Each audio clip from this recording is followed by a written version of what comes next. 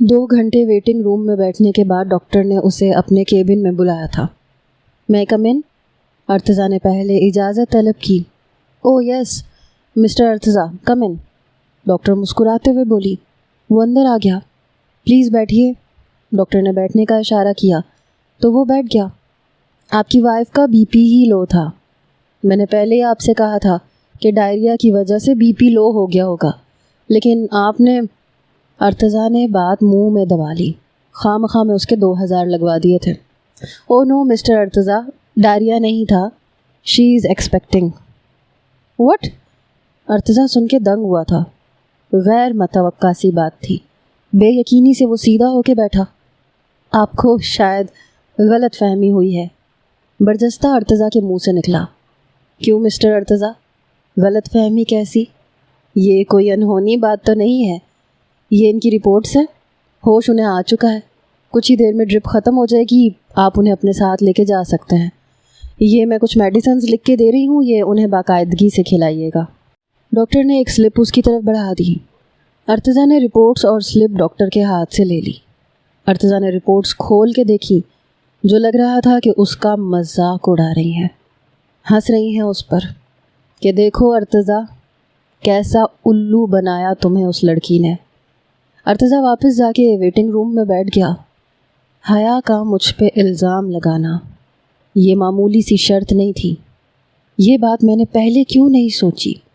कोई लड़की कितनी भी बेवकूफ़ हो, एक शर्त के लिए या बदले के लिए ऐसा घटिया इल्ज़ाम लगाने के लिए ख़ुद इस तरह से बदनाम नहीं हो सकती।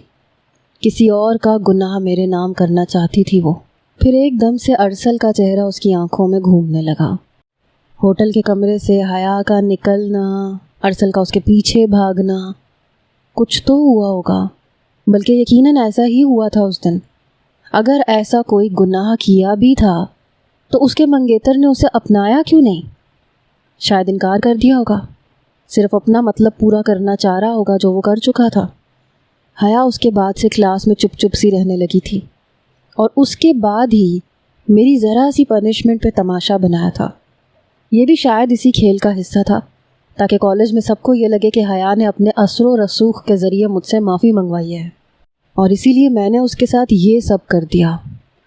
उफ़! कुर्सी पर बैठा वो दोनों हाथों से अपने सर को थामे हुए था।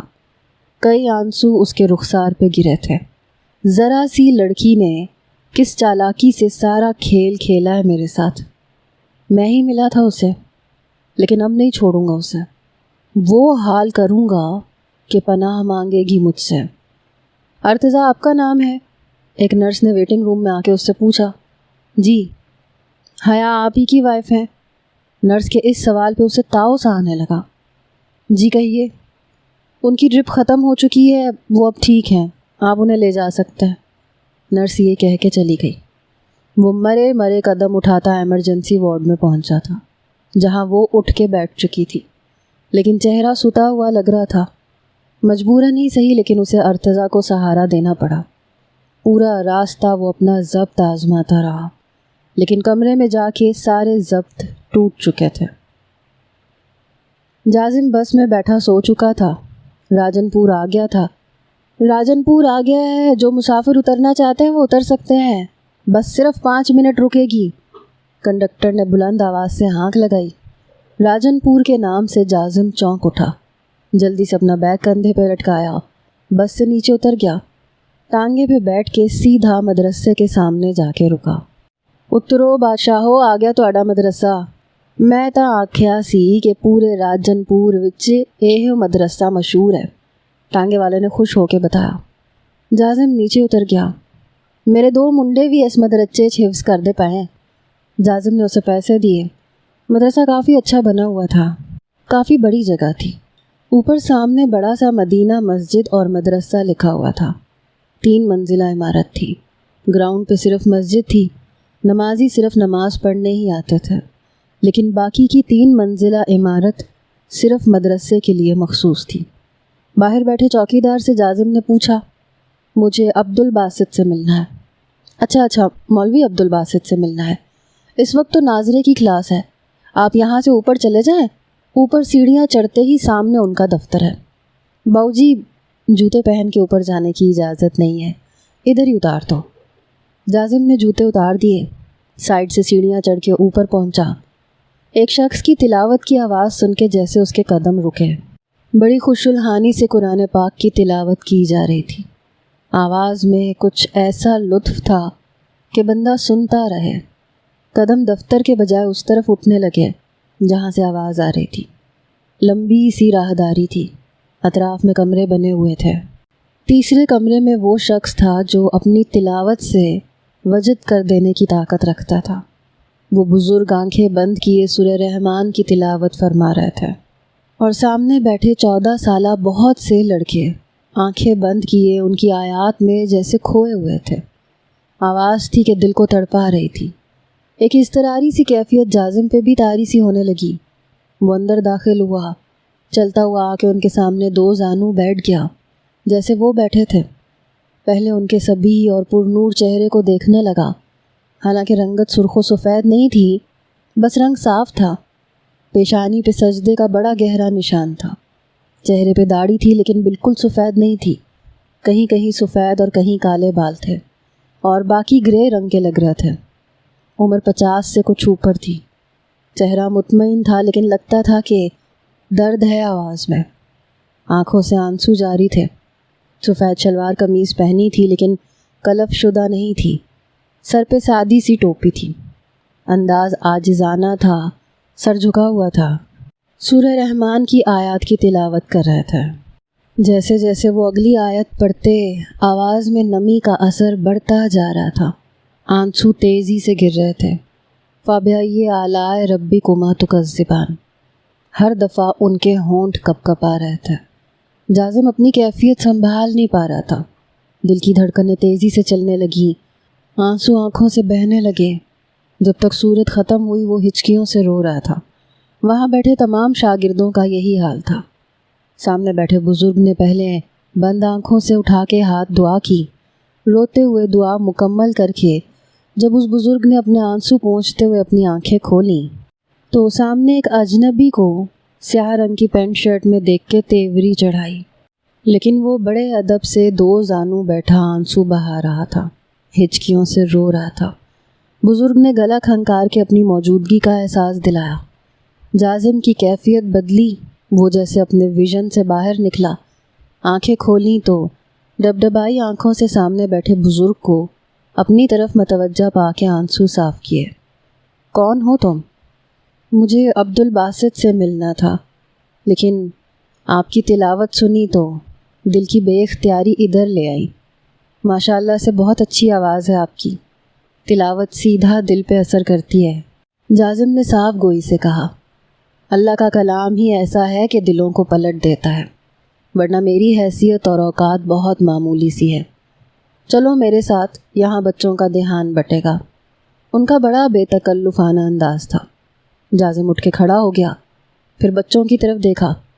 बच्चों, मैं कारी साहब को भेज रहा हूँ। रोज़ रोज़ मैं नहीं आऊँगा तुम लोगों को पढ़ाने। आज तुम लोगों ने फरमाइश की थी तो मान ली। अब अपने कारी साहब को तंग बिल्कुल मत करना, समझे? बच्चों को प्यार भरी सरजनिश की। सारे बच्चे यक ज़ुबान होके बोले, जी उस्ताद साहब। चलो मियाँ, दफ्तर में चल के बात करते हैं। बच्चों के बाद वो जाजिम की तरफ मतवज्जा होके बोले। दोनों ही बाहर निकल कर चंद कदम के फासले पे बने मेन ऑफिस में पहुंच गए। वो बुज़ुर्ग खुद सामने की कुर्सी पे बैठ गए और जाजिम को सामने बैठने का इशारा किया। वो भी सामने बैठ गया। जी तो अब फरमाइए, क्या काम है आपको मुझसे? उनकी बात पे जाजिम ने तरदीद की। जी नहीं, मुझे आपसे नहीं, अब्दुल बासित से मिलना है। जाजिम ने दोबारा नाम दोहराया तो वो बुज़ुर्ग मुबहिम सा मुस्कुराए। मैं ही मौलवी अब्दुल बासित हूँ। कहिए बेटा, क्या कहना चाहते हैं आप? ये सुन के जाजिम उन्हें बस देखता रह गया। लफ्ज़ जैसे ख़त्म हो गए। वो तो बड़े सवाल सीने में लिए आया था कि पूछेगा अपने बाप से कि मेरा क्या कसूर था। जब मुझे पाल या संभाल नहीं सकते थे तो दुनिया में लाने का सबब क्यों बने? लड़ने आया था, जवाब तलबी करने आया था, मगर अब चुप था, खामोश था। मुझे लगता है हारून और रशीद ने भेजा है तुम्हें। अब्दुल बासित ने उसे यूं चुप देख के पूछा। جازم حیرت زدہ ہوا. وہ ہارون الرشید کو بھی جانتے تھے. آپ جانتے ہیں انہیں؟ ہاں بھائی، میں نے ہی اس سے کہا تھا کہ ایک اردو انگریزی پڑھانے کے لیے کسی استاد کا انتظام کر دیں. ابھی کچھ دیر پہلے اس نے کہا تھا فون پہ کہ بس پہنچتا ہی ہوگا. وہ کسی اور ہارون الرشید کی بات کر رہے تھے. نہیں، مجھے انہوں نے نہیں بھیجا، لیکن میں آپ کے مدرسے میں پڑھانا چاہوں گا. وہاں رکنے کا ایک بہانہ جازم کو مل گیا. وہ انہیں سچ بتانے سے پہلے انہیں سمجھنا چاہتا تھا. پہلے یہاں آنے کی خواہش صرف اپنے ساتھ کی گئی زیادتی کی باعث پرست تھی، لیکن یہاں آنے کے بعد جیسے دل کی دنیا بدل گئی تھی. سوچ کا رخ بدلا تھا. ایک ایسا شخص جو قرآن کریم کی تلاوت سے دل کی تاروں کو ہلا کے رکھ دے، روح تک کو معطر کر دے، وہ کیسے کسی کوٹھے کی لڑکی سے شادی کر سکتا ہے جس کا کردار کھلے عام پہ برائی کو دعوت دیتا ہے؟ ابھی ان کی بات ہی چل رہی تھی کہ عبدالباسط کا موبائل بجنا شروع ہوا. السلام علیکم ورحمۃ اللہ وبرکاتہ. بولیں ہارون الرشید، کہاں رہ گئے وہ استاد؟ او اچھا، چلیں کوئی بات نہیں، اللہ بڑا کارساز ہے. میرے پاس ایک استاد آئے تو ہیں، میں انہی سے بات کر لیتا ہوں. اگر معاملہ نہ طے پایا تو آپ کو زحمت دوں گا. بہت شکریہ، جزاک اللہ خیر. یہ کہہ کے انہوں نے فون بند کر دیا. جی بیٹا، ہارون الرشید کے بھیجے ہوئے استاد نے تو منع کر دیا. اب آپ اپنی تعلیم بتائیں تو ہم بات کر لیتے ہیں. میں نے انگلش میں ایم اے کیا ہے، اس کے علاوہ کمپیوٹر کے بہت سے کورسز بھی کر رکھے ہیں. یہ بہت زیادہ ہے بیٹا، میں شاید اتنی تنخواہ نہ دے سکوں جو آپ کسی اور جگہ سے کما سکتے ہیں. عبدالباسط نے صاف گوئی سے کہا. اور جو چیز میں یہاں حاصل کر سکتا ہوں وہ شاید انمول ہے، وہ شاید کہیں اور سے نہ ملے. جازم بس ان کے چہرے کی طرف دیکھ رہا تھا. کیا مطلب؟ میں سمجھا نہیں. مجھے تنخواہ کی فکر نہیں ہے، جتنی آپ مناسب سمجھیں دے دیجیے گا. ویسے تو قرآن مجید میں نے پڑھا ہوا ہے، تلاوت بھی کرتا ہوں، لیکن ہاں باقاعدگی سے نہیں پڑھا ہوا. جو بات آپ کی تلاوت میں ہے یہ بہت کم کہیں سنی ہے. مجھے بس ایسا پڑھنا سکھا دیں. جازم کی فرمائش پہ وہ مبہم سا مسکرا دیے. جب اللہ کی محبت میں سیکھو گے اور اس کا تصور باندھ کر پڑھو گے کہ اللہ میرے سامنے ہے، میری تلاوت کو سن رہا ہے، تو اثر خود بخود پیدا ہو جائے گا. یہ چیز کسی کے سکھانے سے نہیں ملتی بیٹا. میں تمہیں قواعد تجوید سکھا سکتا ہوں، دل میں اس کی محبت پیدا ہو جائے اس کے لیے دعا کر سکتا ہوں، لیکن باقی کام تمہارا ہے. نفس پہ پاؤں رکھنا بہت مشکل کام ہے، لیکن جب ایک بار کوئی رکھ جائے تو اگلے سارے قدم آسان ہوتے چلے جاتے ہیں. تنخواہ میں تمہیں 10,000 سے اوپر نہیں دے سکتا، کیونکہ میں تمام بچوں سے ہدیہ وصول نہیں کرتا، نہ مانگتا ہوں. بس جو جتنا دینا چاہے وہ دے جاتا ہے، ورنہ فی سبیل اللہ ہی سمجھ لو. عبدالباسط نے بات کے دوران ہی ایک فارم اس کے سامنے رکھ دیا. اسے پڑھ کے حل کر دو تو تمہاری نوکری پکی. وہ فارم جازم نے پکڑ لیا. لیکن میں اپنی سی وی نہیں لا پایا، میرے ڈاکیومنٹس بھی لاہور میں ہیں. وہ کون سا نوکری کے ارادے سے آیا تھا؟ تم یہاں کے مقامی نہیں ہو؟ عبدالباسط نے حیرت سے پوچھا. نہیں، میں لاہور سے آیا ہوں. کیوں؟ لاہور میں نوکریوں کی کمی تھی جو شہر چھوڑ کے راجن پور کا رخ کر لیا؟ جی آیا تو یوں ہی تھا، لیکن آپ کے مدرسے کا بڑا نام سنا تھا، سوچا ایک دن رہ کے دیکھ لوں. لیکن یہاں آ کے لگتا ہے دل کی دنیا بدل گئی ہے، اس لیے کچھ عرصہ آپ کی سرپرستی میں رہنا چاہتا ہوں. مطلب تمہاری رہائش کا بندوبست بھی کرنا پڑے گا؟ جی بالکل. ٹھیک ہے، تم فارم ساتھ لے جاؤ، اچھی طرح پڑھ کے سوچ سمجھ لو، دل مانے تو آ جانا. جو اصول اس میں درج ہیں ان کی خلاف ورزی میں قطعاً برداشت نہیں کروں گا. وہ میں پڑھ لوں گا، لیکن ایک سوال ہے میرے دل میں. یہ ایک مدرسہ ہے جہاں حفظ کی تعلیم دی جاتی ہے، ناظرہ پڑھایا جاتا ہے، پھر اردو اور انگریزی کی کتابیں کیوں پڑھانا چاہتے ہیں آپ؟ کیونکہ یہاں پہ آنے والے بچے سفید پوش گھرانوں سے ہیں. اس علاقے میں زیادہ تر طبقہ غریب غربا کا رہائش پذیر ہے. بچوں کو اسکول کی تعلیم دلوانے کی حیثیت نہیں رکھتے، بس چاہتے ہیں کہ بچہ قرآن پاک پڑھنا سیکھ جائے یا حفظ کر لے. لیکن میرا خیال ہے کہ انہیں تعلیم کی بھی اشد ضرورت ہے۔ چلو کچھ لکھنا پڑھنا سیکھ جائیں گے تو دعائیں ہی دیں گے مجھے۔ عبدالباسط کی بات سن کے وہ اٹھ گیا۔ میں سفر سے تھک چکا ہوں، اگر آپ کو برا نہ لگے تو ایک رات یہاں قیام کر لوں، کل صبح چلا جاؤں گا۔ کیوں نہیں، تم مہمان ہو میرے، آؤ میں تمہیں کمرہ دکھا دیتا ہوں، تم پہلے نہا دھو لو پھر اکٹھے کھانا کھائیں گے۔ یہ کہہ کے عبدالباسط اسے اپنے ساتھ لے گیا۔ دوسری منزل پہ رہائش کا انتظام تھا۔ سامنے سے جازم کی عمر کا ایک نوجوان سفید شلوار قمیض پہنے آ رہا تھا۔ وہ شاید بچوں کو پڑھاتا تھا، حلیہ مولویوں والا ہی تھا۔ حافظ عبدالغنی، عبدالباسط نے اس نوجوان لڑکے کو پکارا۔ وہ ان کی آواز سنتے ہی جلدی سے عبدالباسط کے پاس آ گیا۔ جی ابو جی۔ حافظ عبدالغنی کے منہ سے عبدالباسط کے لیے یہ لفظ سن کر جازم کو ایک دم جھٹکا لگا۔ بیٹا یہ محترم لاہور سے آئے ہیں، انہیں ایک کمرے میں لے جاؤ، ہمارے مہمان ہیں، کھانا بھی ہمارے ساتھ کھائیں گے، بہت خیال رکھنا ان کا۔ عبدالغنی بس نظریں جھکائے فرما برداری میں سر اسبات میں ہلا رہا تھا۔ ابو جی، جازم نے زیر لب تعصب سے دہرایا، ایک حسرت بھری سانس کھینچ کے خارج کی۔ ان لفظوں کا حق تو اسے بھی حاصل تھا۔ 2 دن اس حبشی کی درندگی کے ساتھ گزار کر صوبیہ کو اپنے ہوش میں آ جانے کا کلک ہوا تھا کہ کاش نیم بے ہوش ہی رہتی، کاش کے ذہن سوچنے سمجھنے کے قابل کبھی نہ ہوتا۔ وہاں وہی کمرہ، وہی زخموں کے نشان، وہی اذیت، اور وہی شخص جسے اس کے زخموں کی دوا کے لیے مامور کر رکھا تھا۔ دوا لگانے کے بعد وہ شخص کمرے سے جانے لگا، لیکن صوبیہ کی پکار پہ رک گیا۔ سنو، اس شخص کے قدم رکے لیکن منہ سے کچھ نہیں بولا۔ ادھر آؤ میرے پاس۔ وہ پلٹ کے اس کے پاس آ گیا۔ یہاں بیٹھو۔ صوبیہ نے بیڈ کی طرف اشارہ کیا۔ وہ چپ چاپ بیٹھ گیا۔ کیا تمہیں پتہ ہے کہ میں کون ہوں؟ صوبیہ اپنے ماضی کے بارے میں سوچ سوچ کے تھک سی گئی تھی۔ جان کے کیا کرو گی؟ چلو سمجھ لو کہ تم ایک شریف گھرانے کی تھیں تو کیا کرو گی؟ یہاں سے تم باہر نہیں نکل سکتی کبھی بھی۔ یہاں آنے کے تو کئی راستے ہیں، جانے کا کوئی راستہ نہیں ہے، اور اگر چلی بھی گئیں تو گھر والے تمہیں قبول نہیں کریں گے، اس لیے سوچنا چھوڑ دو کہ تم کون ہو۔ میں کھانا لاتا ہوں تمہارے لیے۔ وہ شخص دوبارہ سے کھڑا ہو گیا۔ صوبیہ نے بے بسی اور لاچارگی سے کہا، نہیں، کھانا رہنے دو، بس زہر لا کے دے دو، کم از کم اس اذیت سے نکلنے کا یہ راستہ تو ہے میرے پاس۔ صوبیہ کے آنسو بہنے لگے۔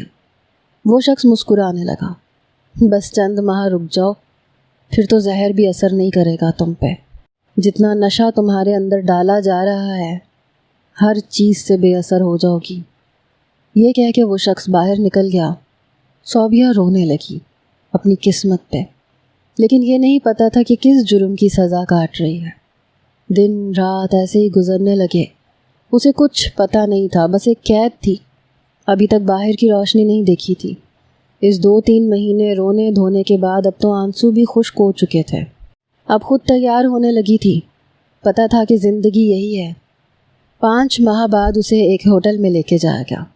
5 ماہ بعد اس نے سورج کی روشنی دیکھی، سڑکیں، راستے دیکھے، لوگوں کو دیکھا۔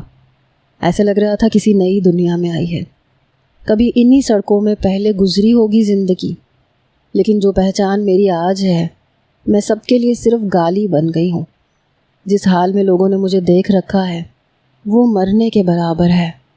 ہر مرد کی نظر کاش کے جیسے مجھے اپنا ماضی بھول گیا، حال کا بھی ایک ایک لمحہ بھول جائے۔ یہ خوبصورت ہوٹل میں ایک کلب ایریا تھا، شراب، شباب، سب کچھ موجود تھا جہاں وہ گئی تھی۔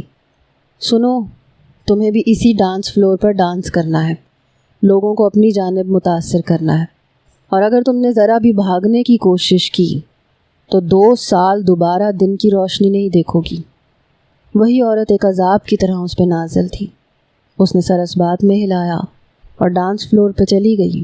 اب وہ کسی چیز پہ اعتراض نہیں کرتی تھی۔ پتہ تھا کہ انکار کے باوجود ہوگا وہی جو یہ لوگ چاہیں گے۔ اس کے بال کھینچے جائیں گے، سگریٹ سے جلایا جائے گا۔ کئی قسم کے مرد بھوکے کتوں کی طرح اس پہ چھوڑے جائیں گے، اس لیے بنا اختلاف کے وہ کسی بے جان کٹ پتلی کی طرح وہی کرتی تھی جو وہ کہتے تھے۔ اس لیے وہ ان لوگوں کا اعتماد جیت چکی تھی۔ اب اسے کمرے میں لاک نہیں کیا جاتا تھا۔ اس گھر میں اور بھی ایسے بہت سے کمرے تھے، ہر کمرے میں ایک لڑکی موجود تھی جنہیں صوبیہ کی طرح تب تک لاک میں رکھا جاتا تھا جب تک وہ ذہنی طور پر اس بات کے لیے تیار نہ ہو جائیں کہ بس وہی ان کا ٹھکانہ ہے۔ وہ اب دوسری لڑکیوں سے بات چیت بھی کر لیا کرتی تھی، لیکن وہ سبھی اپنے ماضی سے بے خبر تھی۔ بس حال کا پتہ تھا جو کہ بے حال تھا۔ وہ پینٹ شرٹ والی عورت ان پر نگران تھی۔ اس کا نام نوشین تھا، لیکن سب اسے میڈم کہہ کے پکارتے تھے۔ میڈم نے صوبیہ اور 2-3 لڑکیوں کو اپنے کمرے میں بلایا۔ خود صوفے پہ بیٹھ کے سگریٹ پی رہی تھی، پاؤں سامنے رکھی کرسی پہ رکھے تھے، چہرے پہ وہی سختی تھی۔ انہیں کالج یونیفارم پکڑا دیے گئے۔ کل صبح 7 بجے یہ پہن کے تیار رہنا، تمہیں کالج میں چھوڑ دیا جائے گا۔ تم لوگوں کے نام 11ویں 12ویں جماعت میں لکھے جا چکے ہیں۔ وہ نام بھی تمہیں صبح ڈرائیور بتا دے گا۔ کوئی تم سے داخلے کا نہیں پوچھے گا۔ بس 1 ہفتہ تم تینوں کو کالج کی لڑکیوں سے دوستی بڑھانی ہے اور یہ ظاہر کرنا ہے کہ تم لوگ ایک اچھے اور امیر گھرانے کی لڑکیاں ہو۔ اور ہاں، کوشش کرنا ان لڑکیوں سے مراسم بڑھاؤ جو خوبصورت ہوں۔ یہ مت سمجھنا کہ تم تینوں ہی وہاں موجود ہو، تمہاری نگرانی کے لیے وہاں بہت سے لوگ موجود ہیں، اس لیے ہوشیاری دکھانے کی کوشش بھی مت کرنا۔ اب جاؤ۔ سگریٹ کا دھواں اڑاتی ہوئی وہ بولی تھی۔ حیا کی آنکھوں سے آنسو ٹپ ٹپ بہنا شروع ہو گئے تھے۔ سر نفی میں ہلاتے اس نے رپورٹ دور پھینکی تھی۔ نہیں، یہ غلط ہے، یہ جھوٹ ہے، ایسے نہیں ہو سکتا۔ وہ رونے لگی۔ ہاں، یہ سب غلط ہے، سب جھوٹ ہے، بس ایک تم ٹھیک ہو۔ ہاں، وہ چلا کے بولا تھا۔ پھر اس کا بازو دبوچ کے بولا، اب بتاؤ مجھے کیوں کیا تم نے یہ سب؟ اپنا گناہ چھپانے کے لیے تمہیں میں ہی ملا تھا۔ پلیز آپ مجھے واپس ڈاکٹر کے پاس لے جائیں، مجھے ابھی اسی وقت یہ سب ختم کروانا ہے۔ حیا ہذیانی سی ہو گئی تھی۔ ایک تھپڑ تھا جو اس کے منہ پہ پڑا تھا۔ ارتضیٰ کا پہلے غصے سے برا حال تھا۔ اس پہ حیا کی بات نے جیسے اس کے حواس گم کیے تھے۔ بے اختیار اس کا ہاتھ حیا پہ اٹھا تھا۔ حیا نے پھٹی پھٹی آنکھوں سے اسے دیکھا۔ تمہیں الو کا پٹھا نظر آتا ہوں میں؟ گناہ تم کرو، الزام مجھ پہ لگا دو، اور اب اس گناہ کو چھپانے کے لیے بھی میں تمہارا ساتھ دوں گا۔ حیا کو اس وقت تھپڑ کی پرواہ نہیں تھی۔ ارتضیٰ پلیز مجھے ڈاکٹر کے پاس لے جائیں، مجھے یہ سب ختم کروانا ہے، آپ کیوں نہیں سمجھ رہے؟ وہ پھوٹ پھوٹ کے رونے لگی، ہاتھوں سے منہ چھپائے۔ ارتضیٰ نے جیب سے فون نکالا، حیا کے چہرے سے اس کے ہاتھ ہٹائے اور فون اس کے ہاتھ میں تھما دیا۔ کرو اپنے اس یار کو فون جس کی نشانی ہے یہ، اسے بولو کیا کہ تمہیں لے کے جائے اور میڈیا کے سامنے اپنے جرم کا اعتراف کرے۔ کرو اپنے منگیتر کو فون۔ حیا نے فون نہیں پکڑا۔ مجھے نہیں کرنا کسی کو فون، واپس جانا ہے مجھے اسلام آباد، مجھے بس یہاں سے جانے دیں۔ وہ اٹھ کے کھڑی ہو گئی۔ عجیب بے چینی سی تھی اس میں۔ ضرور جاؤ، لیکن میری بے گناہی کا میڈیا کے سامنے اعتراف کرو پہلے، کہو کہ تم غلط تھی۔ ارتضیٰ بھی کھڑا ہو کے بولا، مجھے کچھ نہیں کہنا، لوگ بھول چکے ہیں اس بات کو، مجھے بس ہر صورت میں ابارشن کروانا ہے۔ جس طرح سے وہ بے چین تھی، ارتضیٰ کو اس کا یوں بے کل ہونا عجیب لگا۔ بنا مجھے بے قصور ثابت کیے تو ایسا ممکن نہیں ہے تمہارے لیے۔ تمہیں لگا تم میرے قریب آؤ گی تو شاید میں بہک جاؤں گا، تمہارے کیے گئے گناہ پہ پردہ ڈل جائے گا، لیکن اتنے کمزور نفس کا پجاری نہیں ہوں میں۔ جب اپنی بیوی کے بغیر 12 سال گزار سکتا ہوں تو تمہارے ہتھ کنڈوں سے بھی بچ سکتا ہوں۔ میں نے ایسا کچھ نہیں کیا، آپ کو غلط لگ رہا ہے۔ مجھ سے جھوٹ مت ہی بولو تو بہتر ہے۔ مجھے لگا تھا تم ضدی، خودسر اور باپ کی دولت کی وجہ سے بگڑی ہوئی لڑکی ہو، لیکن اس قسم کی بھی ہو سکتی ہو، میں نے سوچا نہیں تھا۔ میں چند دنوں میں تمہیں اسلام آباد چھوڑنے جا رہا تھا اور طلاق بھی دے رہا تھا۔ مجھے تمہارے ساتھ زندگی تو گزارنی ہی نہیں تھی، لیکن اب میں تمہیں تب تک اپنے پاس رکھوں گا جب تک یہ بچہ اس دنیا میں نہیں آ جاتا، کیونکہ میرے بے گناہ ہونے کی گواہی اب یہ دے گا۔ ارتضیٰ کی بات پہ وہ ہتھے سے اکھڑی تھی۔ نہیں ہرگز نہیں, مجھے ہر قیمت پہ اپنا ابارشن کروانا ہے. میں جا رہی ہوں یہاں سے. حیا کمرے سے نکلنے لگی لیکن اگلے ہی لمحے بازو ارتضیٰ کی ہاتھ کی گرفت میں تھا. اس نے کھینچ کے اسے اپنے مقابل کھڑا کیا. اب ممکن نہیں ہے تمہارے لیے یہاں سے جانا. یہ کہہ کے ارتضیٰ نے اسے بیڈ پہ دھکیلا اور خود باہر نکل کر دروازہ لاک کر دیا. وہ بری طرح سے دروازہ پیٹ رہی تھی. دروازہ کھولیں, مجھے نہیں رہنا ہے یہاں. ارتضیٰ نے دروازہ لاک کیا, خود لاؤنج کے صوفے پہ بیٹھ گیا, اپنا سر پکڑ کے دبانے لگا. ایک مصیبت کی طرح یہ لڑکی اس کی زندگی میں شامل ہوئی تھی. اس بار وہ اس کی چال کو کامیاب نہیں ہونے دینا چاہتا تھا. دروازہ وہ اب بھی پیٹ رہی تھی. رومان اس شور سے اٹھ کے کمرے سے نکل کے باہر آ گیا. ارتضیٰ کا کمرہ بند تھا. حیا اندر سے چلا رہی تھی, دروازہ کھٹکھٹا رہی تھی. ارتضیٰ باہر سر پکڑے بیٹھا تھا. رومان چلتا ہوا اس کے پاس آ کے بیٹھ گیا. بابا, یہ ممی کو کیا ہوا ہے؟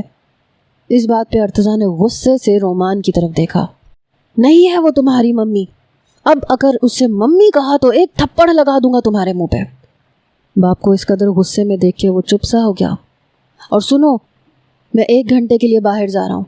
اگر تم نے دروازہ کھولنے کی غلطی کی تو دیکھو کیا حشر کرتا ہوں تمہارا. جس غصے سے وہ بول کے گیا تھا, رومان کی کہاں ہمت تھی کہ باپ کی مخالفت کا سوچتا بھی, لیکن دل حیا کے رونے بلکنے پہ تڑپ رہا تھا. ارتضیٰ پلیز دروازہ کھولیں, مجھے جانے دے, میں نہیں رہنا چاہتی ہوں یہاں. وہ اندر سے چلا رہی تھی, رو رہی تھی. رومان ہر بات سے انجان تھا, لیکن ایک دم سے حیا کا یوں جانے کے لیے منتیں کرنا سمجھ نہیں پا رہا تھا, اور یہ بھی نہیں چاہتا تھا کہ وہ کہیں دور جائے. شاید لڑائی ہوئی ہے دونوں میں, اس لیے ممی غصے سے یوں بول رہی ہیں. وہ اپنی سوچ کے مطابق خود کو مطمئن کرنے لگا. صوبیہ سمیت تینوں لڑکیوں نے اپنا کام بخوبی نبھایا تھا. کافی لڑکیوں سے وہ بے تکلف سی ہو چکی تھیں. تینوں الگ الگ سال کی طالبہ بن کر 11ویں 12ویں اور 13ویں جماعت میں جاتی تھیں, لیکن اپنا تعارف بہنوں کا کہہ کے کروایا تھا. کالج لینے اور چھوڑنے انہیں ایک کرولا کار ڈرائیور کے ساتھ آتی تھی, لیکن واپسی ان کی اسی قید خانے میں ہوتی تھی. اور ہر رات صوبیہ اور چند لڑکیوں کو کلب میں چھوڑا جاتا تھا. وہی بے باک سے لباس, دل لبھانے والے انداز. ڈانس فلور پہ ڈانس کرتے ہوئے ایک نوجوان نے اسے جوائن کیا. خوش شکل تھا, صوبیہ کی کمر پہ ہاتھ رکھے اس کی نظر صرف اس کے چہرے اور آنکھوں کی طرف تھی. صوبیہ کو اس کی آنکھوں میں نشہ نہیں لگا تھا, لیکن چال لڑکھڑائی ہوئی تھی, جیسے شراب پی ہو. انداز بھی بہکے بہکے سے تھے. 7 ماہ ہو گئے تھے صوبیہ کو وہاں, مگر ابھی بھی کسی کا چھونا اسے ناگوار ہی گزرتا تھا. چہرے پہ بھی کوفت اور بے بسی سی ہوتی تھی. ایک کبھی سا احساس تھا جو اسے گھیرے رکھتا تھا. 4 دن وہی ایک شخص کلب میں صوبیہ کے ساتھ ڈانس کرتا رہا, لیکن بات ابھی تک نہیں کی تھی. اس کی تعریف بھی آج کر رہا تھا. بہت خوبصورت ہو تم, اس کے رخسار کو انگلی لگا کے چھو کے کہا. جانتی ہوں. صوبیہ نے چہرے کا رخ بدلا تو برجستہ اس نے انگلی اس کے چہرے سے ہٹا لی. بال بھی بہت حسین ہے. پھر اس کے بالوں پہ ہاتھ پھیرتے ہوئے کہا, یہ بھی معلوم ہے. تمہارا نام جان سکتا ہوں؟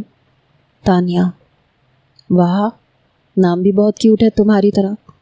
کمر پہ ہاتھ رکھے وہ بہت دھیرے دھیرے بات کر رہا تھا. تانیہ کے دونوں بازو اس شخص کے کندھوں پہ تھے. اس کے جواب میں وہ کچھ بھی نہیں بولی. میں نے فیل کیا ہے کہ میرا چھونا تمہیں اچھا نہیں لگتا. ان 7 ماہ میں پہلی بار کسی مرد نے اس کی کیفیت کو سمجھنے کی کوشش کی تھی, ورنہ اس کے پاس آنے والوں کے لیے یہ اہم ہی نہیں تھا کہ وہ کس اذیت میں مبتلا ہے. میں نے آپ کے ہاتھوں کو روکا تو نہیں ہے؟ ہاں, شاید کوئی مجبوری ہے, ورنہ چہرے سے تو یہی لگتا ہے کہ کہہ دو گی کہ دفع ہو جائیں یہاں سے. مجھے ہاتھ لگانے کی ہمت کیسے کی؟ تانیہ اس کی بات پہ برجستہ ہنسی تھی. کافی دیر تک ہنستی رہی. 7 ماہ میں پہلی بار بے ساختہ ہنسی تھی, ورنہ تو ہنسنا مسکرانا بھی دوسروں کی مرضی کا محتاج تھا. اف, ہنستی ہو تو جل ترنگ سا بجتا ہے. سچ میں. وہ اب اس کے کان کے قریب ہو کے بولا تھا. فلرٹ کرنے کی ضرورت کیوں پیش آ رہی ہے اتنی؟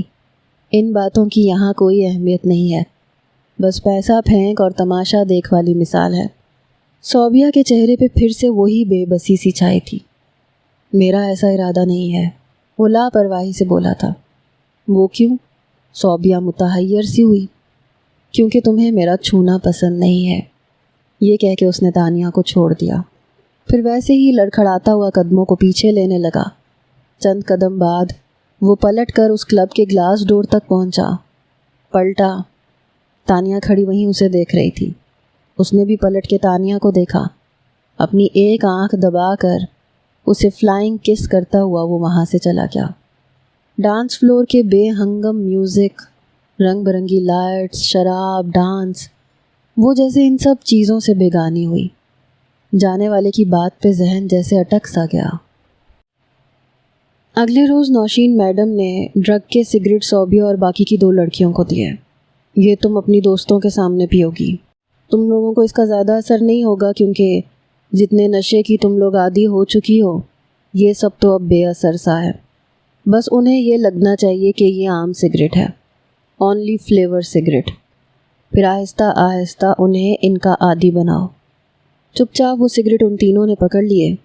سب کے سامنے تو پی نہیں سکتی تھیں، اس لیے کالج کی بیک سائڈ پہ دوستوں کے سامنے وہ پینے لگی، جیسے وہ ایک عام سا فلیور سگریٹ ہو۔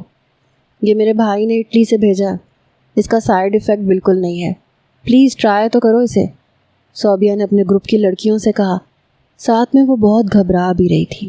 اسے ایسے لگ رہا تھا جیسے کئی نظریں اس کے تعاقب میں ہیں۔ اگر اس نے ذرا سی بھی اونچ نیچ کی تو اس کے ساتھ وحشیانہ سلوک کیا جائے گا۔ ایک خوف تھا جو تلوار کی طرح اس کے سر پہ سوار رہتا تھا۔ دوسری لڑکیوں کی بھی یہی حالت تھی۔ اتنے کیمرے تھے اس گھر میں کہ وہ اس کے متعلق بات کرتے ہوئے بھی ڈرتی تھیں۔ رات کو کلب میں صوبیہ کو اسی شخص کا انتظار تھا لیکن وہ نہیں آیا۔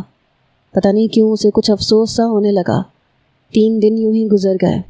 چوتھے دن وہ نظر آیا۔ منتظر تو صوبیہ اسی کی تھی، لیکن جب اسے اپنی طرف متوجہ پایا تو خود کو لاپرواہ سا ظاہر کرنے لگی۔ وہ سیدھا چلتا ہوا اسی جانب آیا، لیکن ڈانس دوسری لڑکی کے ساتھ کرنے لگا جو صوبیہ کے برابر میں کھڑی تھی۔ وہ ایک دم حیران سی ہوئی، لیکن پھر نظر انداز کرنے لگی۔ بھلا اسے کیا فرق پڑ سکتا تھا، وہ کسی کے پاس بھی جائے۔ وہاں آنے والے اپنے دل کی خواہش کے پجاری تھے۔ صوبیہ اکیلی ہی ہلکا پھلکا ڈانس کر رہی تھی۔ ایک اور لڑکا نشے کی حالت میں ڈانس فلور پہ چڑھا اور سختی سے صوبیہ کا بازو پکڑ کر پل بھر میں اسے اپنے حصار میں جکڑ لیا۔ وہ ایک دم بوکھلا سی گئی۔ جس بے باکی کا وہ کھلے عام مظاہرہ کر رہا تھا وہ صوبیہ کے لیے ناقابل برداشت تھا۔ پلیز اپنی حد میں رہیں۔ اسے قابل اعتراض حد تک اپنے قریب پا کے صوبیہ نے فاصلہ برقرار رکھنے کی کوشش کی، لیکن وہ اس کی سننے کو تیار نہیں تھا۔ جب اسی لڑکے نے اس لڑکے کو دھکا دے کے صوبیہ سے الگ کیا جو چند دن پہلے اس کی تعریف کر رہا تھا، وہ لڑکا گرتے گرتے بچا، لیکن غصے سے اس نے اس لڑکے کو دیکھا، تیزی سے اس کے پاس آیا۔ Are you mad? What happened? جب لڑکی خود سے کہہ رہی ہے کہ حد میں رہو تو کیا سمجھ میں نہیں آتا تمہیں؟ اس نے صوبیہ کو پیچھے کیا اور خود اس لڑکے کے سامنے کھڑے ہو کے بڑے مطمئن انداز میں بولا، یہ سب تمہارا مسئلہ نہیں ہے۔ وہ غصے سے پھنکارتے ہوئے بولا۔ بہت سے ڈانس کرتے لڑکے لڑکیاں یہ تماشا دیکھنے لگے۔ اوکے ٹھیک ہے، جاؤ کسی اور کو اپنا ڈانس پارٹنر بناؤ۔ اس لڑکے نے صوبیہ کا ہاتھ پکڑا اور کلب سے باہر لے گیا۔ یہ کیا کر رہے ہیں آپ؟ صوبیہ اس کی اس جرت پر متذبذب سی ہوئی تھی۔ اپنی قیمت بولو، بڑے سخت اور اسپاٹ لہجے میں اس نے پوچھا تھا۔ حیرت سے اسے دیکھتے ہوئے ہچکچاتے ہوئے بولی، میں آپ کو میڈم کے پاس لے جاتی ہوں، ان سے بات کر لیں۔ اس سے پہلے کہ وہ واپس اسے کلب میں لے کے جاتی، نوشین میڈم خود باہر آ چکی تھی۔ چیل سی نظر تھی اس عورت کی۔ غصے میں صوبیہ کی جان نکلتی تھی اسے دیکھ کے۔ یہ میڈم آ گئی ہیں، آپ بات کر لیں۔ صوبیہ نوشین کو دیکھ کے بدحواس ہوئی، لیکن نوشین نے صوبیہ کے بجائے اس لڑکے سے سخت لہجے میں بات کی۔ یہ کیا طریقہ ہے کہ تم لڑکی کا ہاتھ پکڑ کے باہر لے جاؤ؟ تمہارے باپ کا مال ہے یہ؟ وہ غصے سے چنگاڑی تھی۔ مجھے لگا تھا کہ یہ آزاد ہے، اپنی قیمت خود لگائے گی۔ اینی وے قیمت بولیں آپ اس کی۔ 1 لاکھ۔ نوشین کا غصہ کم ہوا۔ Okay done. اس لڑکے نے جیب میں سے کیش پیسے نکالے اور گنے بنا ہی نوشین میڈم کے ہاتھ میں رکھ دیے۔ پیسے دیکھ کے نوشین کا سارا غصہ ہوا ہوا۔ اسی ہوٹل میں روم ریزرو ہے، تم اسے کمرہ نمبر 221 میں لے جا سکتے ہو۔ نوشین نے پیسے پینٹ کی جیب میں ڈالتے ہوئے کہا، میں اپنے ساتھ لے کے جانا چاہتا ہوں۔ اس لڑکے کے کہنے پہ نوشین نے ایک آئی برو چڑھا کے دیکھا۔ وہ کیوں؟ میں صبح یہیں چھوڑ جاؤں گا، میں اس کلب کا پرانا ممبر ہوں، میرا ایڈریس، فون نمبر، ہر چیز یہاں موجود ہے، آپ پوچھ سکتی ہیں۔ کئی بار میں یوں لڑکیوں کو لے کے جاتا ہوں، واپس بھی چھوڑ جاتا ہوں، لیکن ہم اپنی لڑکیوں کو یوں جانے کی اجازت نہیں دیتے۔ وہ سخت تیوری چڑھا کے بولی، میں اس کی ڈبل قیمت دینے کو تیار ہوں۔ نوشین میڈم سوچ میں پڑ گئیں۔ ٹھیک ہے، پہلے میرے ساتھ اندر چلو اور میری کلب کے مینیجر سے بات کرواؤ۔ وہ شخص واقعی وہاں کا پرانا ممبر تھا اور پہلے بھی کئی لڑکیوں کو لے جا چکا تھا اور وہ واپس بھی لوٹ آئی تھی۔ کلب کے مینیجر نے اپنی ذمہ داری لی تھی، اس لیے نوشین نے صوبیہ کو بھیج دیا۔ گاڑی کی فرنٹ سیٹ پہ بیٹھی وہ کافی دیر چپ رہی، وہ بھی خاموشی سے ڈرائیو کرتا رہا۔ سنو، مجھ سے ڈرنے کی ضرورت نہیں ہے تمہیں، کھڑکی کھول کے کھل کے فضا میں سانس لو، یہاں کیمرے کی آنکھ تمہیں نہیں دیکھ رہی، صرف میری آنکھ دیکھ رہی ہے۔ اس نے مسکرا کے اپنی آنکھ دبا کے کہا۔ صوبیہ نے برجستہ اسے دیکھا تھا، اس کے خوف کو وہ بڑے آرام سے ڈرائیو کرتے ہوئے مینیج کر رہا تھا۔ حیا دروازہ پیٹ پیٹ کے تھک چکی تھی، لیکن جب دروازہ نہیں کھلا تو بیڈ پہ بیٹھ کے رونے لگی۔ نیند پھر سے آنکھوں میں اتری، اس لیے لیٹ کے سو گئی۔ دوبارہ جب آنکھ کھلی تو ارتضیٰ وہیں موجود تھا، صوفے پہ بیٹھا تھا، سامنے کھانے کی ٹرے ڈھکی پڑی تھی۔ حیا اٹھ کے بیٹھ گئی، لیکن تیوری چڑھائے رخ موڑے۔ جاؤ جلدی سے منہ ہاتھ دھو کے آؤ، کھانا کھاؤ، میڈیسن کھلانی ہے تمہیں۔ ارتضیٰ کی بات کو وہ کسی خاطر میں نہیں لائی، ویسے ہی بیٹھی رہی۔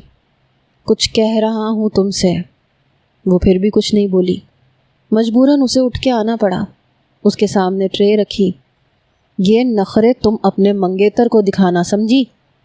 میں آپ کو نخرے دکھا بھی نہیں رہی، مجھے کچھ نہیں کھانا جب تک اس عذاب سے جان نہ چھڑوا لوں۔ حیا کی بات اور اس کے دوبارہ سے ٹپکنے والے آنسو ارتضیٰ پہ بے اثر تھے۔ عذاب، وہ استہزائیہ ہنسی ہنسا تھا۔ جو تمہارے لیے عذاب ہے وہ میرے لیے میری بے گناہی کا ثبوت ہے۔ مجھے تمہاری بالکل بھی پرواہ نہیں ہے، بس اس کی فکر ہے، اس لیے چپ چاپ سے کھانا کھاؤ، ورنہ ویسا ہی تھپڑ منہ پہ پڑے گا جیسے پہلے پڑا تھا۔ میں اپنا ہاتھ نہیں روکوں گا، یاد رکھنا تم۔ اس کے سخت لہجے اور تھپڑ کا خیال آتے ہی وہ اٹھ کے واش روم میں چلی گئی، فٹافٹ سے منہ ہاتھ دھو کے کمرے میں آ کے کھانا کھانے لگی۔ اس وقت بے بس تھی، اس لیے ارتضیٰ کی بات ماننے کے علاوہ دوسرا کوئی چارہ نہیں تھا۔ دوا بھی وہ کھا چکی تھی۔ 2-4 دن وہ اس کی ساری باتیں مانتی رہی۔ رومان کو حیا کے کمرے میں جانے کی اجازت نہیں تھی، بس کھانا کھلانے کے لیے ارتضیٰ ہی اس کے کمرے میں آتا تھا، ورنہ باہر رومان کے ساتھ وقت گزارتا تھا۔ بابا، مجھے کیوں حیا آنٹی سے ملنے نہیں دے رہے؟ انہیں کمرے میں کیوں بند کیا ہے آپ نے؟ رومان نے اسے چائے بناتے کچن میں دیکھا تو بول پڑا۔ کتنے دن سے اس انتظار میں تھا کہ باپ کا غصہ کچھ کم ہو تو وہ حیا سے مل سکے۔ رومی، مجھے سوال جواب نہیں چاہیے، جاؤ اپنے کمرے میں۔ بابا، دس از ناٹ فیئر، میں کیوں نہیں مل سکتا ان سے؟ وہ ملتجی ہوا تھا۔ اس لیے کہ میں تم سے کہہ رہا ہوں۔ ارتضیٰ کا لہجہ اٹل تھا۔ بابا، مجھے ان کے پاس جانا ہے، وہ رو دینے کو تھا۔ رومی، مجھے کوئی بحث نہیں چاہیے، جاؤ یہاں سے۔ 1-2 دن میں تمہارا اسکول بھی سٹارٹ ہو جائے گا، اس لیے پڑھو جا کے، میں بھی آ رہا ہوں تمہارے پاس۔ ارتضیٰ کے سخت لہجے پہ وہ زچ ہوتے ہوئے وہاں سے چلا گیا۔ رات کا کھانا ارتضیٰ نے حیا کو اپنے سامنے کھلایا۔ ٹرے اٹھا کے وہ کمرے سے جانے لگا تو وہ بری طرح سے زچ ہو چکی تھی۔ ایک کمرے میں قید رہ کے تنگ آ گئی تھی، اس لیے چلا کے بولی، آپ کیا سمجھتے ہیں زبردستی آپ جو چاہیں گے کر لیں گے؟ کب تک مجھے اپنے ساتھ باندھ کے رکھیں گے؟ دیکھیں، میں بھی پیسے بھی نہیں مانگوں گی آپ سے۔ یہ سونے کی چین ہے میرے پاس، کانوں میں ڈائمنڈ کے ایئر رنگز ہیں، یہ ہاتھ میں بھی ڈائمنڈ کی رنگ ہے۔ اسے بیچ کے آپ مجھے اس مصیبت سے آزاد کروا دیں، بہت مشکور رہوں گی میں آپ کی۔ اس کی بات سن کے اس نے پلٹ کے حیا کو دیکھا۔ ٹرے سائڈ ٹیبل پہ رکھی، اس کے پاس آ کے بولا، لاؤ دو مجھے جیولری۔ ارتضیٰ نے ہاتھ آگے بڑھایا۔ حیا خوش ہو گئی۔ اس نے سب کچھ اتار کے ارتضیٰ کے ہاتھ میں رکھ دیا. اسے ہر قیمت پر ابارشن کروانا تھا. ارتضیٰ نے اس کی جیولری اپنی جیب میں ڈال لی. یہ تمہاری جیولری میرے پاس تمہاری امانت ہے. جب تک میری مجبوری ہے تب تک. جیسے ہی میں خود کو بے قصور ثابت کر دوں گا تم آزاد ہو جاؤ گی تو یہ بھی تمہیں لوٹا دوں گا. لیکن تم جو کرنا چاہتی ہو وہ میں نہیں کرنے دوں گا. حیا اب بالکل خالی ہاتھ رہ گئی تھی. اور اس بچے کا کیا ہوگا؟ میں ہرگز نہیں پالوں گی اسے. غصے سے چلائی تھی پر وہ اس کے سامنے کھڑا ہو گیا. تمہارا بچہ میرا مسئلہ نہیں ہے. تم جانو اور تمہارا کام. کیا سمجھتی ہو تم جیسی لڑکیوں کو عزت مل جاتی ہے یہ سب کر کے؟ تمہارے باپ نے پلٹ کے دوبارہ تمہیں پوچھا تک نہیں تم کہاں ہو کہاں نہیں ہو. ڈھونڈنے تک کی کوشش نہیں کی. وہ اپنائے گا تمہیں؟ بالکل بھی نہیں. کیونکہ تمہیں اپنانے سے ان کے سرکل میں وہ منہ دکھانے کے قابل نہیں رہیں گے. جہاں تک مجھے پتہ چلا تمہارا منگیتر بھی باہر جا چکا ہے. سمجھو کہ وہ بھی واپس نہیں آئے گا. اور یہ تمہاری بھول ہے کہ میں تمہیں مزید برداشت کروں گا. کہاں جاؤ گی تم؟ ہاں؟ وہ استہزائیہ مسکرایا تھا. پھر اس کے قریب ہو کے بولا، تم جیسی لڑکیوں کا یہ سب گناہ کرنے کے بعد ایک ہی ٹھکانہ بچتا ہے اور وہ ہے بازار حسن. یہ کہہ کے وہ ٹھہرا نہیں تھا. ٹرے پکڑ کے کمرے سے نکل گیا تھا. حیا پھٹی پھٹی آنکھوں سے اسے دیکھتے ہوئے بیٹھ گئی. جو کچھ ہو چکا تھا کہاں اس کے ماں باپ اسے اپنائیں گے، اور خاص طور پر اس وقت جب وہ ایک بچے کی ماں بن چکی ہو. ساری دنیا کے سامنے اپنے ہی لگائے الزام میں جھوٹی ثابت ہونے کے بعد وہ سچ بول بھی دے تو کوئی اعتبار نہیں کرے گا. ہاں، اگر اس مصیبت سے ابھی چھٹکارا حاصل کر لے تو سب کچھ چھپا رہ جائے گا.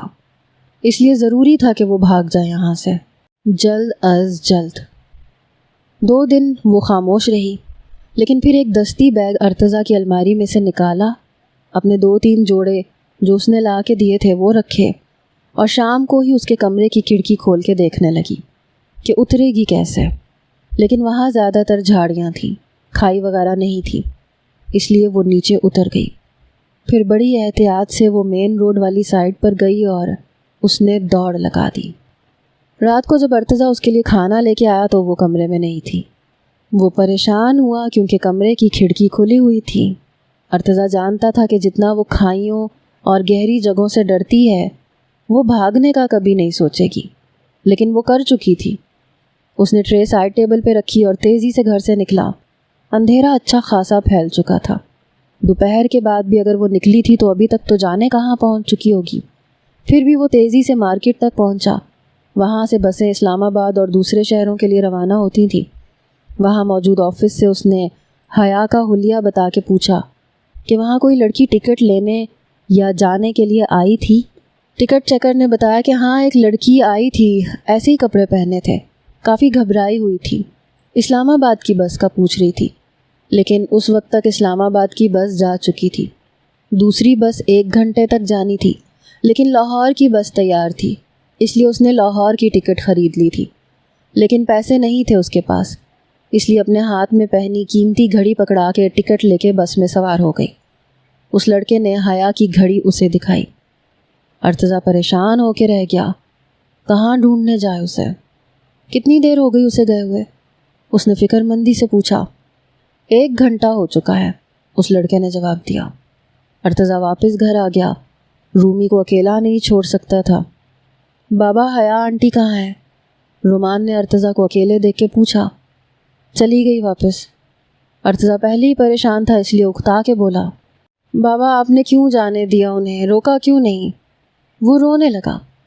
رومی میں پہلے ہی بہت پریشان ہوں، مجھے مزید پریشان مت کرو، جاؤ یہاں سے. ارتضیٰ اپنے کمرے میں آ گیا. بدحواسی سی طاری تھی اس پہ. جلدی سے وہاج کو فون کر کے ساری سچویشن بتائی. ارتضیٰ، اس لڑکی کو اس کے حال پہ چھوڑ دو.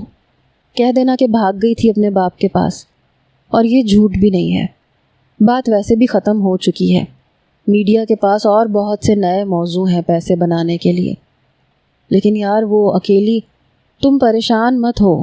وہ اگر لاہور بھی گئی ہے تو کہیں نہ کہیں سے اپنے باپ سے رابطہ کر کے پہنچ ہی جائے گی اپنے گھر. جو باتیں تم نے بتائی ہیں بہت تیز ہے وہ لڑکی. وحاج کی بات تو ارتضیٰ نے مان لی تھی، لیکن پریشان ضرور تھا۔ عبدالغنی جازم کو ایک کمرے میں لے گیا۔ آپ نہا دھو لیں، اپنا سامان بھی یہاں رکھ لیں، آرام کرنا چاہیں تو کوئی مذائقہ نہیں، کھانے کے وقت میں آپ کو بلانے آ جاؤں گا۔ اگر کسی چیز کی ضرورت ہے تو بلا تکلف کہہ دیجیے، آپ ابو جی کے مہمان ہیں، میرے لیے قابل احترام ہیں۔ جازم کے لیے نہ جانے اور کتنے گھاؤ تھے سہنے کے لیے۔ بچپن سے ایک آنچ تک ہارون الرشید نے آنے نہیں دی تھی، لیکن جب سے یہ آگہی کا سلسلہ شروع ہوا تھا، ایک کے بعد ایک گھاؤ تھا۔ جازم نے نفی میں سر ہلایا، نہیں، کسی چیز کی ضرورت نہیں ہے۔ عبدالغنی وہاں سے چلا گیا۔ جازم نے نہا دھو کے ایک شلوار قمیض پہنی، سامنے رکھے سنگل بیڈ پہ لیٹ گیا۔ ابو جی، ہاں، جب اتنے ہی نیک تھے تو میری ماں کے پاس کیا کرنے گئے تھے؟ شاید جوانی کا جوش ہوگا جس نے ہوش اڑا دیے ہوں گے۔ دیندار تھے، اس لیے نکاح کا شوشہ چھوڑ کے عیاشی کر لی، پھر طلاق دے کے پلہ جھاڑ کے نکل گئے، اور یہاں نیک بنے بیٹھے ہیں مولانا صاحب، صوفی صاحب۔ یہاں بھی نیک اور پارسا، بیوی بھی مل گئی، بچے بھی ہو گئے۔ اور جازم کا کیا؟ کون ہوں میں؟ کیا پہچان ہے میری؟ جائز ہو کے بھی ناجائز سے بدتر بنا کے رکھ دیا۔ ماں بیٹا کہہ کے پکارنے کو تیار نہیں، باپ بھی کہاں مجھے نام دے گا، بس اپنی بے بسی کے 4 آنسو رو دے گا اور کہے گا جاؤ یہاں سے، ہارون الرشید کے نام کو اپنا لو۔ میں پوچھتا ہوں قصور کیا ہے میرا یا میرے جیسے بچوں کا؟ اپنی ایک ہوس کو پورا کرنے کے لیے ہمارے بارے میں کیوں نہیں سوچتے؟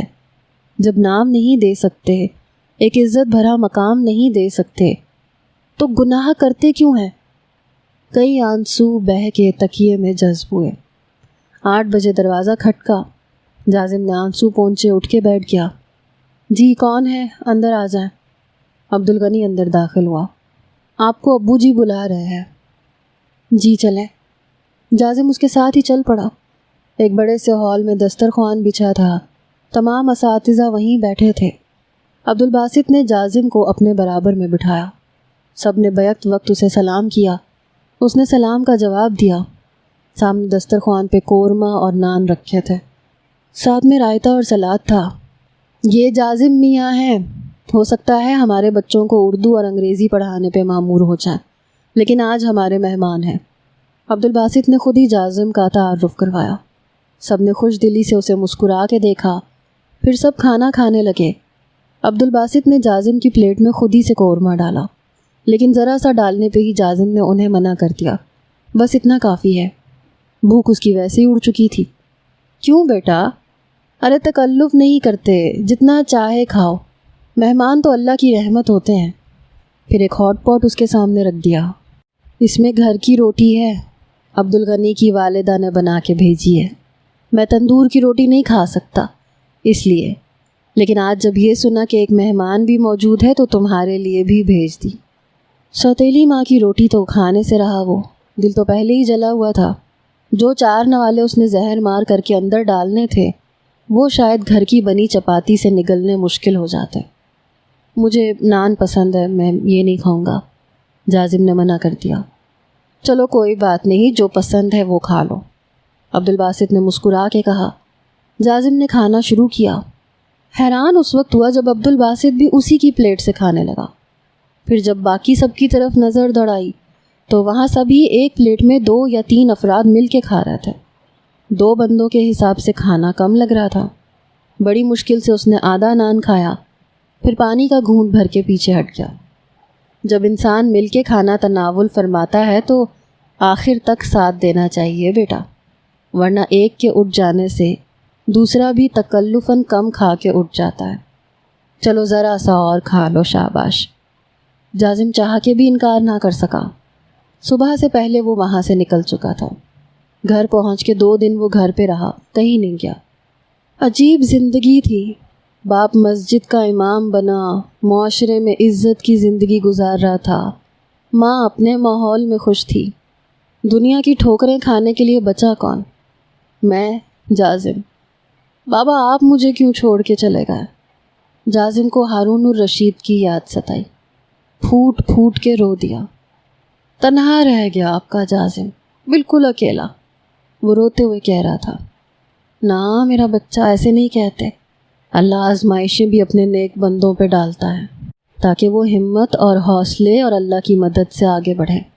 تبھی تو اللہ نے اتنے اعلیٰ مقام رکھے ہیں اپنے نیک بندوں کے لیے. ہارون الرشید کے کہے جملے جیسے اس کے زخموں پہ مرہم بن جاتے تھے. 3 دن کے بعد وہ نور جہاں کے کوٹھے پہ گیا. وہ تخت پہ بیٹھی تھی لیکن اسے دیکھتے ہی اس کے پاس لپک کے آئی تھی. کہاں تھا اتنے دن سے، کاہے ملنے نہیں آیا؟ بے صبری سے پوچھا گیا سوال تھا. آپ نے تو شکر کیا ہوگا کہ اچھا ہے نہیں آیا. وہ خفگی سے بولا. تجھے کیا ہوا آج؟ لڑکے آ رہا ہے کسی سے؟ ہاں لڑکے آ رہا ہوں. اپنی قسمت سے، اپنے آپ سے، اپنے اندر اٹھتے سوالوں کے طوفان سے. وہ بلند لہجے سے بول رہا تھا. پھر نور جہاں کے دونوں بازو پکڑ کے بولا، آپ کو پتہ ہے کس اذیت سے گزر رہا ہوں میں؟ میرا کیا ہے امی؟ مجھے میرا جرم بتا دے جس کی سزا میں کاٹ رہا ہوں. میں نے کیا گناہ کیا ہے؟ میری پیدائش میرے لیے گالی کیوں بن گئی ہے؟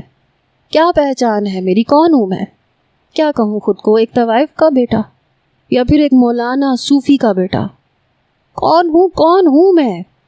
وہ چلا چلا کے پوچھ رہا تھا. آپ نے تو کہہ دیا کہ دوسرا کوئی سوال نہ پوچھوں، تو پھر یہ بھی بتا دیں کہ سوال کس سے پوچھوں. اس کے بازو چھوڑ کے وہ چند قدم پیچھے ہٹا. وہ اسے غصے سے اور بے بسی سے روتے ہوئے دیکھ رہی تھی. میرا جی چاہتا ہے ختم کر لوں خود کو، یا پھر خدا مجھ سے میرا حافظہ چھین لے. وہ سسکیوں سے رونے لگا. نور جہاں نے آگے بڑھ کے اسے ساتھ لگا لیا. خود بھی رونے لگی. تو واقعی بے قصور تھا، معصوم تھا. وہ بھی ماں کے گلے لگے بے تحاشا رو رہا تھا کسی چھوٹے بچے کی طرح. تجھے جاننا ہے؟ گلے لگے بہتے آنسوؤں سے نور جہاں نے پوچھا. ہاں امی. ٹھیک ہے، آ میرے ساتھ. اگر سچ ہی تجھے سکون دے سکتا ہے تو سن لے سچ. وہ اسے پیچھے ہٹ کے اس کا ہاتھ تھام کے اسے اپنے کمرے میں لے گئی. وہ شخص صوبیہ کو ایک گھر پہ لے کے گیا تھا، لیکن گھر بالکل خالی تھا. سوائے چوکی دار کے اور کوئی نہیں تھا، یا کوئی تھا بھی تو اس وقت وہاں نظر نہیں آ رہا تھا. صوبیہ کا ہاتھ تھامے وہ اسے ایک کونے میں لے کے گیا. کمرہ کافی کشادہ اور صاف ستھرا تھا. کمرے میں جا کے اس نے صوبیہ کا ہاتھ چھوڑ دیا. کچھ کھاؤ گی؟ اس کا انداز عام سا تھا. صوبیہ نے نفی میں سر ہلایا. بس ایک گلاس پانی. نہ جانے کیوں وہ نروس سی ہو رہی تھی. 7 ماہ گزرنے کے بعد بھی ہر بار اسے کسی کے ساتھ وقت گزارنا گراں ہی گزرتا تھا. ہر بار ایک نئی اذیت کا احساس. سوچتے ہی اس کی حالت غیر سی ہونے لگتی تھی. اسے مرد کی قربت سے نفرت اور گھن سی ہونے لگتی تھی. دل چاہتا تھا بھاگ جائے کہیں ایسی جگہ جہاں کوئی بھی مرد نہ ہو. ہر بار یہی ہوتا تھا. جیسے کمرہ بند ہوتا اسے لگتا کہ دل مٹھی میں جکڑا گیا ہو. جب بھی کوئی اس کے قریب آتا اس کی حالت غیر ہونے لگتی. اس کے قریب آنے کے بجائے وہ دور ہٹنے لگتی تھی. دور ہٹو مجھ سے، میرے قریب مت آنا، چھونا مت مجھے. اس کا یوں بھاگنا، دور ہونا کہاں کوئی برداشت کرتا تھا. یہی وجہ تھی کہ اس کا مسلسل احتجاج کرنا سامنے والے کو وحشی جانور بنا ڈالتا تھا. پھر جو حشر اس کے ساتھ وہ کرتا تھا، کئی دن وہ اپنے زخموں کو روتی رہتی تھی، لیکن بے بس تھی، خود کو کبھی کسی کے سامنے پیش نہیں کر سکتی تھی. ابھی بھی کمرہ بند ہوتے ہی وہ بدحواس سی ہونے لگی. اس لڑکے نے روم فریج میں سے بوتل نکالی، سامنے رکھے کانچ کے گلاس بھرے اور ایک گلاس صوبیہ کی جانب بڑھا دیا. شکل سے لگ رہا تھا شاید شراب ہو. یہ ایپل جوس ہے، اونلی سافٹ ڈرنک. وہ جیسے صوبیہ کے اندر پیدا ہونے والے ہر سوال کا جواب جانتا تھا. صوبیہ نے گلاس پکڑ لیا. کچھ اور بھی ہوتا تو کہاں اس کا نشہ کام کرتا. کاش کہ واقعی کسی چیز کا نشہ مجھے بیگانہ کرتے. یہ کہہ کے اس نے ایک ہی گھونٹ میں گلاس خالی کیا. وہ بڑے غور سے اسے دیکھ رہا تھا یا جانچنے کی کوشش کر رہا تھا. پھر اس کے ہاتھ سے خالی گلاس لے کے دوبارہ سے کونے میں پڑے ٹیبل پہ رکھ دیا. پھر اس کے قریب آ کے اس کے کان میں پہنے چھوٹے سے جھمکے اتارنے لگا. صوبیہ نے اپنی آنکھیں سختی سے مینچ لی. کان کے پاس اتنا گہرا زخم کیسے ہو گیا؟ اب وہ اس کے کان پہ لگے زخم کو چھو کے پوچھ رہا تھا. صوبیہ نے دھیرے سے آنکھیں کھول کے اسے دیکھا. 4 دن پہلے تمہارے ساتھ ڈانس کرتے ہوئے دیکھا تھا، اور ابھی بھی کب سے سوچ رہا تھا کہ اتنے گہرے زخم کے ساتھ یہ جھمکے تمہیں تکلیف دے رہے ہوں گے، اس لیے پہلے تمہیں اس تکلیف سے تو آزاد کروں۔ صوبیہ اسے حیرت سے دیکھنے لگی۔ کیسی نظر تھی اس کی، جو اس کے حسن کے بجائے اس کے زخم دیکھ رہی تھی۔ کہاں تک اس کی سوچ کی رسائی تھی، جو اس کے اندر پیدا ہونے والے ہر سوال کا جواب جانتی تھی۔